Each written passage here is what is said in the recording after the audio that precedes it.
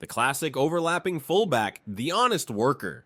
This is the original fullback, the factory default, the guy who makes football look normal again. He stays wide, times his run, overlaps the winger, and whips in a cross like it's 2007 and life is still simple. It's the most satisfying run in football. The winger drags the defender inside, the fullback flies past him, and suddenly there's space to deliver a ball that makes the striker feel like a hero. Think early Dani Alves, Ashley Cole, or any fullback who looks permanently offended that people are now calling him traditional. Why it works is obvious. It stretches the pitch, creates 2 versus 1s, and forces the opponent's winger to actually defend, which they hate more than taxes. But the dark side, you lose the ball once, and your fullback is now 60 meters up the pitch doing cardio while the counterattack turns into a horror movie. And that's when you realize the overlapping fullback is brave, or reckless, or both. And if you think that's risky, wait until you meet the fullback who overlaps, but doesn't even stay on the outside.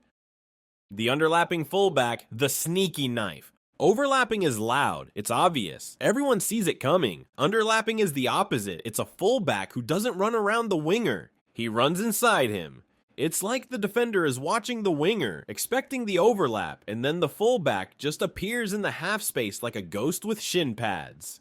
This is the fullback who doesn't want to cross from the touchline. He wants to cut into the box, combine, and create panic where defenders don't want visitors. You saw it with players like Trent Alexander-Arnold in certain Liverpool patterns, or Joao Cancelo at City when he decided being a fullback was beneath him. Why it works? Because underlaps attack the blind side. The opponent's fullback is usually facing the winger, and suddenly there's a runner behind him heading straight into danger zones. But here's the problem. If you lose the ball, you're not just exposed wide, you're exposed through the middle. That's not a counterattack anymore. That's a straight line emergency. And speaking of emergencies, some fullbacks don't even want to run forward. They want to control the entire match from deep like they're playing FIFA with a spreadsheet open.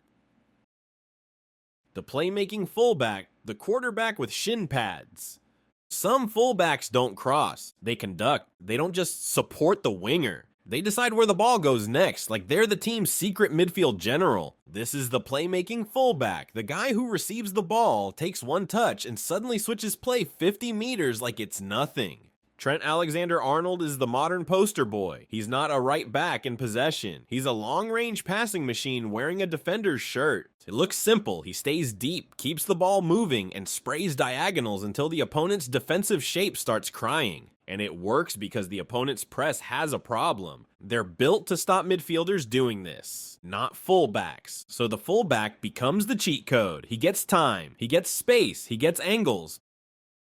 But the dark side is brutal. If your playmaking fullback isn't an elite defender, he becomes a target. Opponents don't just attack your team, they attack him. Because nothing breaks a creative right back faster than a winger who runs like a stolen car. And that leads us to the fullback who doesn't just pass like a midfielder, he literally becomes one. The inverted fullback, Pep's favorite crime.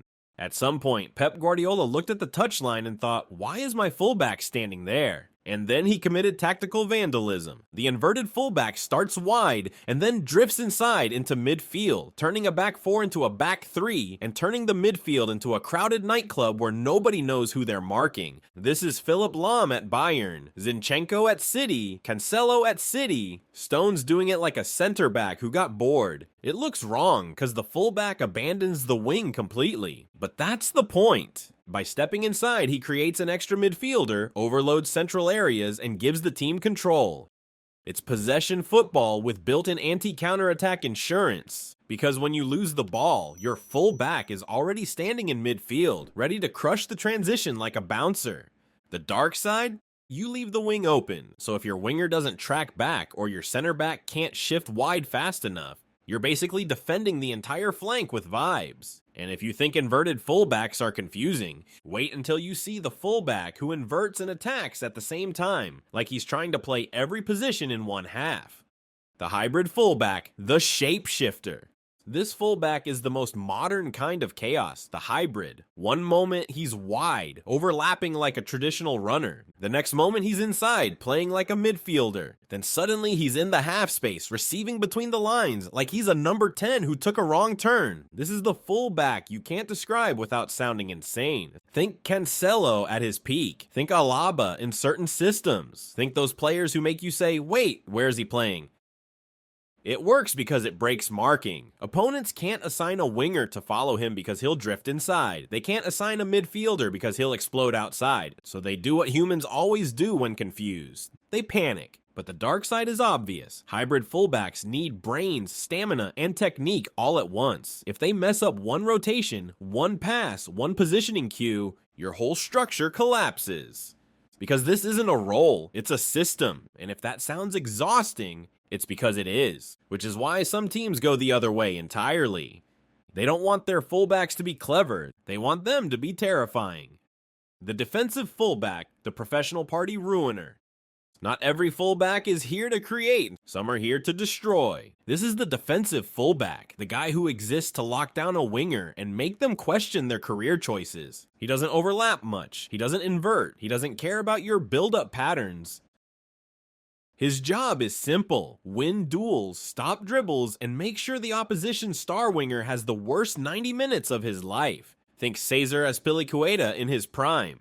Think Kyle Walker when he decides he's had enough. Think those fullbacks who are basically center backs wearing wider boots. Why it works? Because elite wingers are the most dangerous thing in modern football, so having a fullback who can neutralize them is like having a fire extinguisher next to your kitchen. But the dark side, you lose attacking output. If your fullback is a defensive wall, your winger becomes isolated, your team becomes predictable, you end up recycling possession like you're scared of crossing. And then fans start saying the most painful sentence in football: he offers nothing going forward.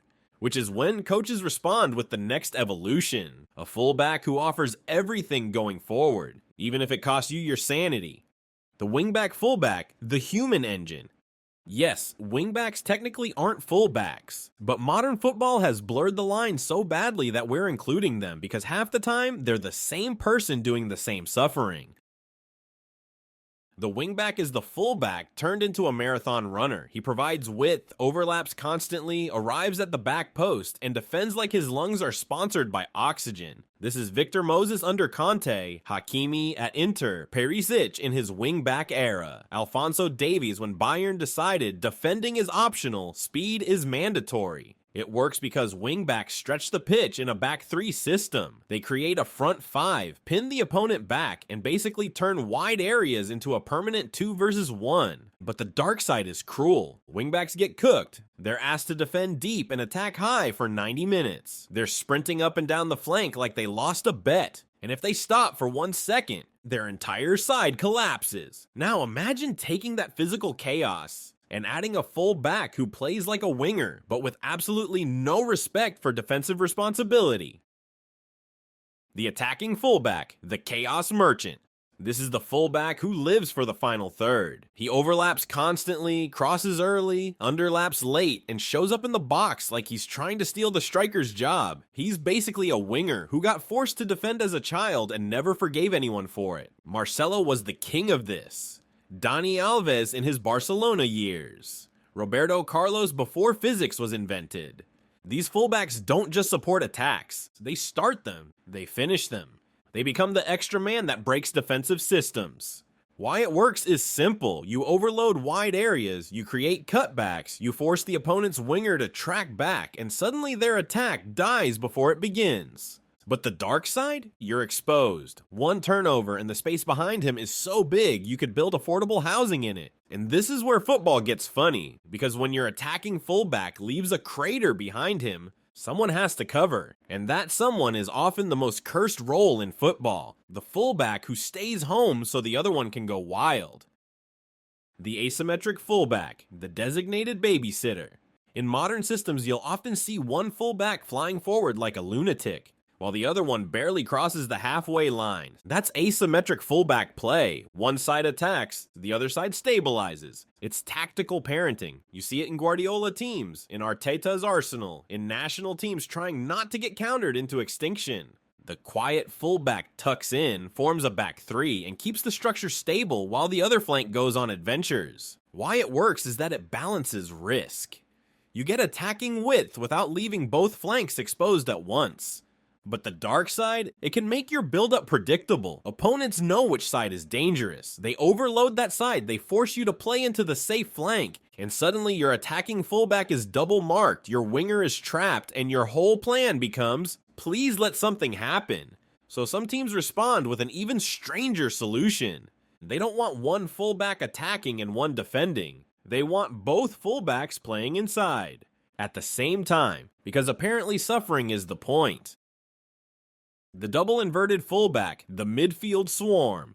This is the tactic that makes the pitch look crowded. Both fullbacks step into midfield. The team forms a box, a diamond, a swarm. The opponent tries to press and immediately realizes they're outnumbered in the middle by people who technically shouldn't be there. It's control football turned into a numbers game. You've seen versions of it at Manchester City, Arsenal, and teams copying them like it's a cheat code they found on TikTok. It works because it suffocates opponents. It gives you passing lanes everywhere. It protects against counters because your fullbacks are already in central zones. But the dark side is brutal. You leave the wings to your wingers alone. If your wide players lose duels, you lose width completely. If the opponent switches play quickly, your team can get stretched like a rubber band. And when that happens, the only fullback who survives is the one with the ultimate modern superpower, recovery speed.